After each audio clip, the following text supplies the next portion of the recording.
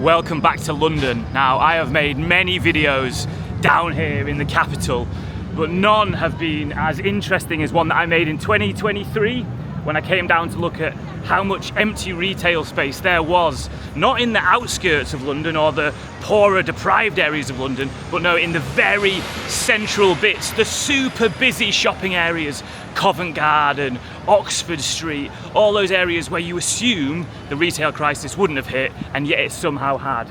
So I thought, it's 2 years later, let's revisit, let's retrace our steps, let's wander around again and see, has London recovered? Is it the same or has it got worse? So let's go wander. Okay, here we are. So this is where we're starting, down at Embankment. I'm gonna walk up the route that we took back in 2023. Back when I used to live down here, I used to walk this route every day to work. And look at this, nice and busy this street looking like already. I remember immediately when we got here last time, I think a couple of those units were shut, so positive signs already.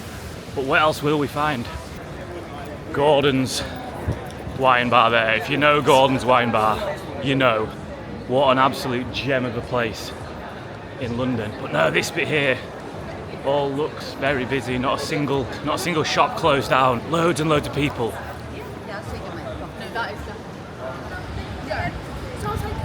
Some little stall there, shut down.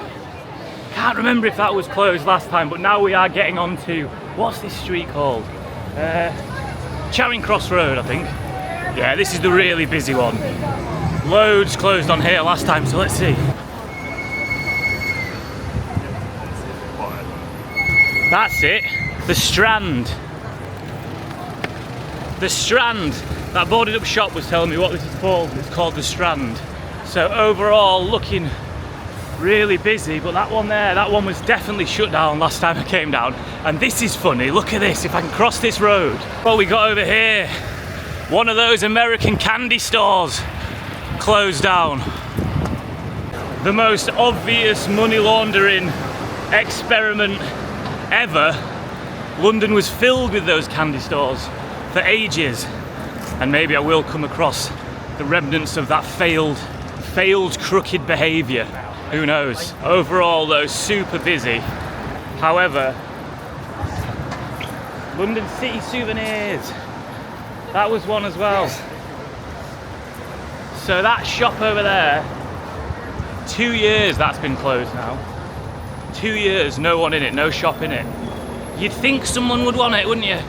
You'd think someone would have an idea, something to sell, and they could fill that. Right, here's where I really want to get to though. Covent Garden. Covent Garden is just up here, and this was the bit that really shocked me last time because so much was closed. So this is going to be really interesting to see if it has filled back up again. I really hope it has. Absolutely massive TGI Fridays here. I don't know if you can read that, but it says TGI Fridays just on there. Shut up shop. And that's a massive building as well. Vacant space. I just find vacant, unused space so interesting. And how about this? Exciting news. Covent Garden, your brand new store is coming autumn 25. M&S Food. Application has been made by Marks and Spencer's, yeah. Permit the sale of alcohol. There we go, a nice big positive. A positive for London. You've got M&S coming back. Most places I go, M&S is shut down everywhere. And I often get this, I often get people saying in my videos, in the comments, like, you always make balanced videos, you're always fair to places when you go there, wherever you've been, in poor towns in Lancashire or the northeast. However, whenever you go to London, you just give it shit. You just slag it off. So I'm going to try today to be a bit more balanced. If I see some good stuff as well, I absolutely will show you. Does London deserve it? I don't know. It's horrendously expensive. Too expensive, and the line should be drawn there. But we'll try. We'll try to be a bit more balanced. And here we go. Actual Covent Garden.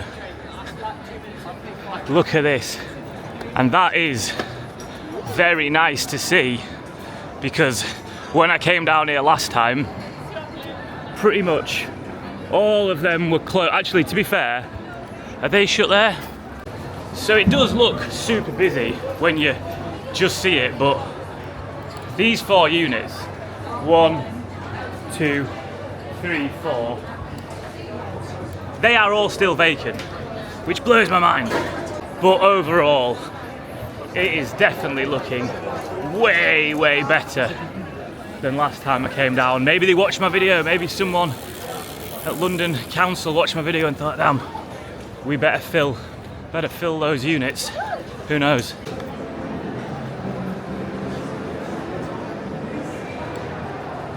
So down there you still have 1 empty, 2 empty, 3 empty down there. It's so busy. It is full of people, which makes me think, why are there units empty in one of the most famous markets on the planet? It's definitely better than last time. There used to be a banging little magic shop round here somewhere. I used to love buying decks of cards from him. Did I get it right? Yeah, I saw it. So put the S cards back.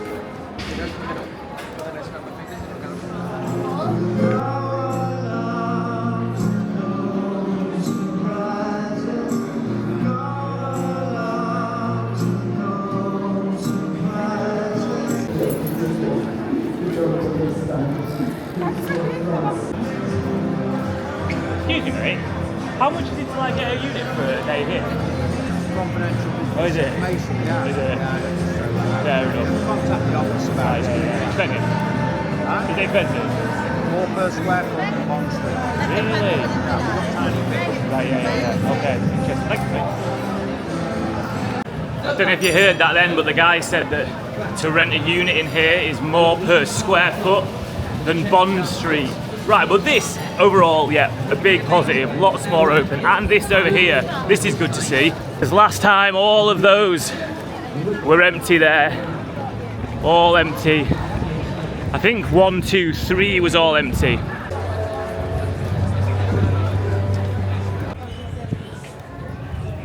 Yeah, I think the thing about London, and in comparison to probably any other city, in fact, because I still go to Manchester a lot, I still go to Leeds a lot, I see how long single units are left for multiple years now. Over here it seems like stuff's coming and going, which you'd expect, it's London. You would expect that. It definitely looks so much better than last time I was down here, which is really, really good. So basically we need to look at London as the blueprint for other cities, towns around the country. How can we copy this formula, what London's done? Just make everywhere the capital. Simple. Just make every city the capital. Problem solved. Absolutely tremendous bit of brickwork there. Look at that. Going up. And all around the windows as well. You know what I'm talking about there? That is lovely brickwork. You got to think ahead when bricking like that. See, right there's a positive. I'm showing you the nice brickwork on display in London. It's not all doom and gloom, guys. And it's not. Today it's actually not. I'm pleasantly surprised with how it's looking in London. They are still about, the boarded up ones. You can still find them, but it is a small percentage. These sure make them look classy as well, don't they? The shut down shops.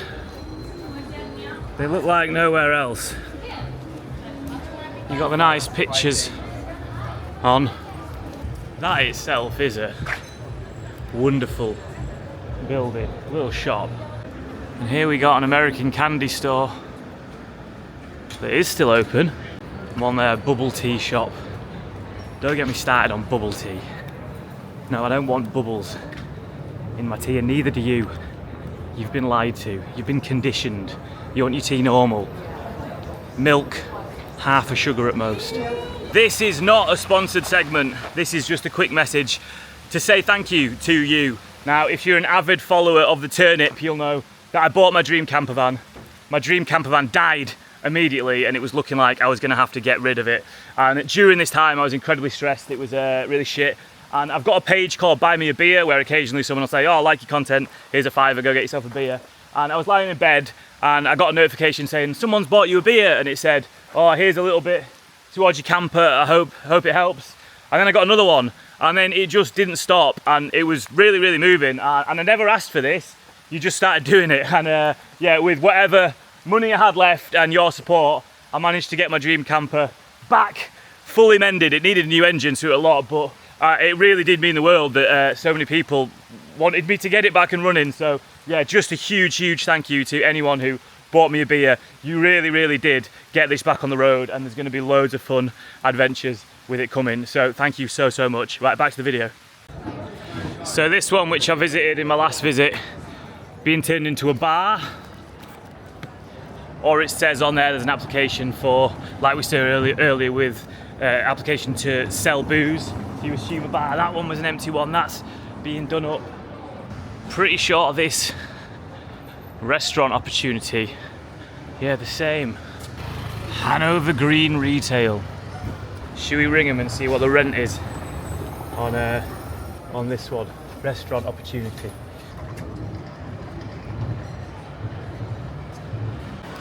None of the numbers working. No wonder no one can rent it. You need to put a number on that actually works. But yeah, that's one of the ones that's been left for 2 years, which is crazy because this is 7 Dials, the really famous streets, which, well, there's 7 of them, 7 coming off. Get out of the way, UPS, you're ruining my beautiful shots. There we go, replace it with the lovely black cab, traditional London. We have all these streets. Got there Matilda the musical's on.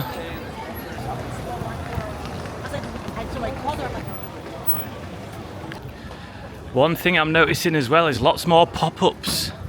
Lots more pop-ups outside the brick and mortar shops. Excuse me, mate. How much is it to rent a unit out on the streets here? For you? Yeah, how much would you pay to like get a stall? First you need to apply on it for the license. You apply, yeah. Is it hard? Can you do it? Is it only certain areas or can you do it anywhere? No, it's up to you because it's up to on council. Right, okay, yeah. Not like us. Right, so all that Covent Garden area and the streets surrounding that feel better. I remember Soho, again, had loads of empty units. So let's head into Soho now and yeah, see what that's like. Spice of Life. Beautiful pub that. I remember they did an amazing open mic down there when I lived in London. Here we are in Theatre District. This is where you'll come to see your musicals. What's on back there? The MJ the musical. Oh, a little tip for you as well. If you're ever in London visiting and you want to go to Ronnie Scott's, the famous jazz bar. Here it is. I used to come here loads, but what you do is you pay to go in downstairs. When you're downstairs, everyone just sits really politely and listens to the jazz, and it's all very, I don't know, it's all very grown up. But then those same musicians who finish playing just go upstairs afterwards, and you can just nip upstairs. It's way more fun. Everyone's dancing about, much better. Yeah, so if you're Ronnie Scott's, go upstairs.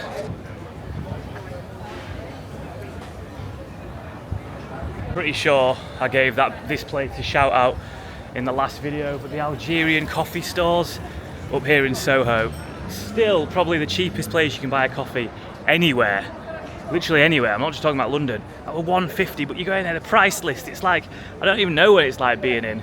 It's like flat white for £2. I am so surprised though. I thought I'd come down, I thought I'd wander around, and I thought it would be pretty similar.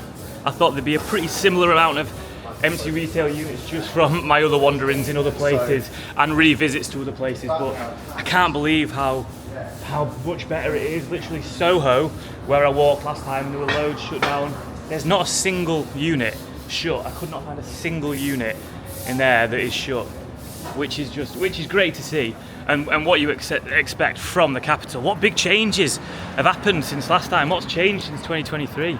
Labour have got in. Here we go, we've got the musical Oliver there, and everyone's favourite depressing musical, Les Miserables.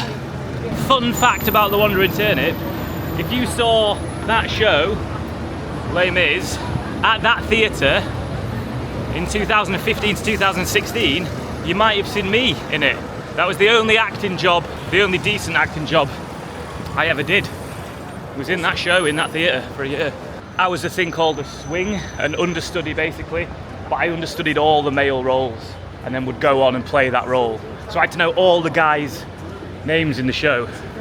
I bet I can remember them still. There we go. I used to stand up there on the barricade. Fouelly, that character's called. Enjolras there. Jolly down there. I played all these guys. Played all those parts. Got bored, moved on. What next? YouTube, let's go.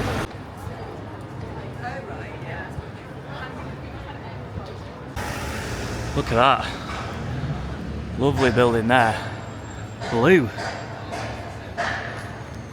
Hope my camera's pulling out just how blue that is. To be fair, that's the first one I've come across in Soho on the ground floor. Some sort of, what is this? Some sort of sea scene? Some sort of shipwrecked fella there. He's shipwrecked. And then there's the devil. Or what them things called from Harry Potter, Dementor. Dementor.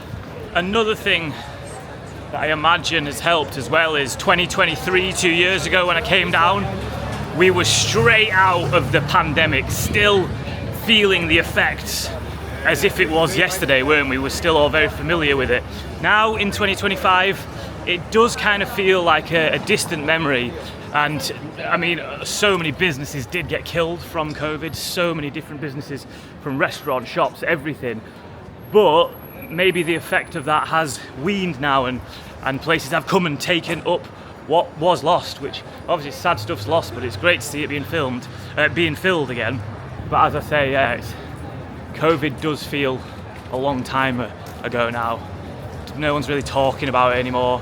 It's all done. So both in the sort of psyche of what's going on, but also in the physical manifestation of lost business.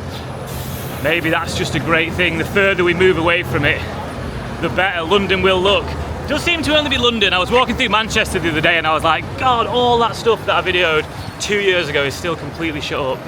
But maybe the Oasis gigs will change that. There's enough people in Manchester today and this week. They'll fill the economy for a good couple of months. Right, let's head down Oxford Street. This is Oxford Street, the big un, the absolute mecca of shopping. So many people make the pilgrimage here each year to fill their boots and bags with all sorts of tat.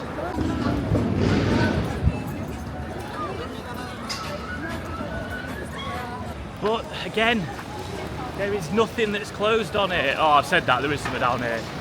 But last time I came down and people were saying in the comments, oh, you're being selective, you're only just filming the empty retail units. And well, that was the point of the video. And they just jumped out to me everywhere I was walking around. As I walk around today, it's just not the case. There is one there, a flagship retail opportunity across 3 floors. What are you waiting for? Let's ring a number and see if we can find what the rent is.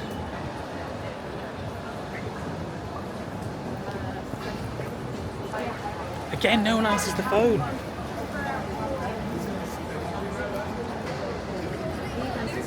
Can you believe this? Callum White, Sam Foyle, Paul Schuber and Emma Willis. I've rung you all, not a single answer from any of you.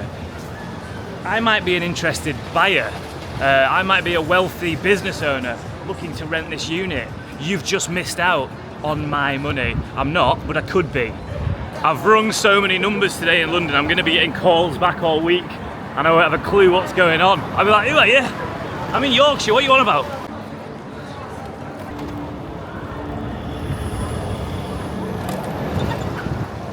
Right, so I didn't actually come to this street in the last video I did in London, but because that fella in Covent Garden said rent in Covent Garden is more expensive than Bond Street, I thought let's head to Bond Street.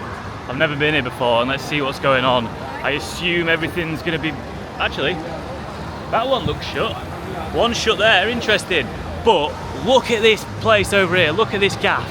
This is ridiculous. Look at that. for where your shop is. That is crazy.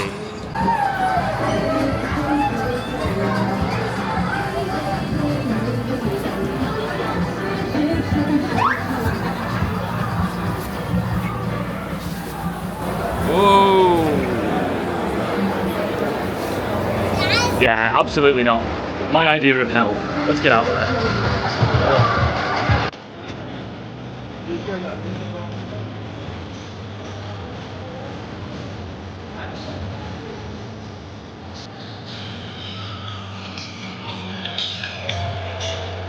We got Fendi. We got Alili. We got Sotheby's. We got Zegna. We got Witch. But yeah, Bond Street. I just checked, and it is. Let me just check the fact again. I want to get this right. It is the third most expensive shopping street in the world, tailing only Hong Kong's Tim Shao Chu and New York's Fifth Avenue. And yet Covent Garden has more expensive, it's more expensive per square foot. So no wonder there is a couple left empty in Covent Garden. Maybe there always will be. It's good to see it majority busy though, it really is. Look at all this expensive stuff. You got Dyson, Tag Heuer. So interestingly, as I made this video last week, or maybe the week before, the Sadiq Khan announced that there's going to be £600,000 given to 12 high streets in London. Now these aren't the high streets that I've been looking at today. These clearly don't need money. These clearly do have a way of bouncing back when needed, be if it's the further we move away from COVID, or be if it's just, I don't know, the economy getting better. However, these high streets that get in the money are ones that are in the more rundown areas. I think there's like North Acton. I'll put in a few of the other names, I can't quite remember them, but yeah, £600,000 is going to be split up between 12 of them. So when you do the maths, that's £50,000 to each place, to each area, which is a tiny amount of money when you actually think about what £50,000 could do to an area. Realistically, £50,000 probably wouldn't do up one shop that needs renovating, let alone a whole place. But it is, I think it's more of a symbolic gesture. It's more of an effort to do something, to do anything, because I feel like since I started making the series, The Death of the High Street, there's just been so little done. There's been so little talked about in the news. There's been so little covering so many of the different subjects that I went into. So it is just nice to see something, and I think a lot of it will be put towards maybe community funded projects, accepting that in most places the high street is dead and won't come back. The capital's a different story because of what it is. It's the capital. It will always have tourist visitors. A lot of areas in the United Kingdom won't have that pull, that commercial pull, won't have the attractions that will draw people in. So those areas do need to be revitalised. The space needs to be turned from the high street to something else. Like Barnsley, when I was in Barnsley, they were doing a really interesting thing of turning the old shopping centre, which had sort of fallen into disrepair, into help for the NHS, extra waiting rooms, stuff like that. That's a great turning of the space. Stop looking in the narrow vision of what once was and has to be, this whole new idea of the high street. God, I'm rambling on there, aren't I? How long was I blabbing on for? Let's get back to looking round. Look at this sign here. Please do not sit by these windows, as this is not a seating area for contractors. Oh, for contractors, give them some seats. Give them a bench. Let them sit down. Right, where to now? So we have got one restaurant there, and another restaurant there, boarded up. Oh, and another one. Look at that one. Be annoying now, won't it, after me bigging up London. Finally, after years and many trips of making videos, giving it the positive, then I suddenly come across loads and loads of abandoned buildings, shut up buildings. No, I don't think I will. I think it has done a good job. Out of all the places though, I wish it was somewhere else. I do wish it was somewhere else that had the turnaround, that had the coming back to life. Why does it have to be London? Why can't it be Accrington or Hordon That's where I want to see change happen. Really, does it matter here? It's always going to have money coming to it, isn't it? There we go, we've got the cream lab that's shut down. But it's a bubble tea shop, so we don't care. Bubble tea, let it rot, get rid. No one wants it. Right, I reckon that's enough for the revisit. It's doing fine, like I said. I hope I can make these videos in the future where I do visit those other areas in the country which really do need massive change, and I can turn up and be with a camera and be pleasantly surprised like I have been with London today, as that will mean a lot more. So yeah, fair play London, we'll call that due. Your shops are better, your estate agents are still absolutely shit, can't get in contact with any of you. Up your game, otherwise I'll be turning up with my estate agent and taking all your jobs. Turn It Property Sales and Lettings.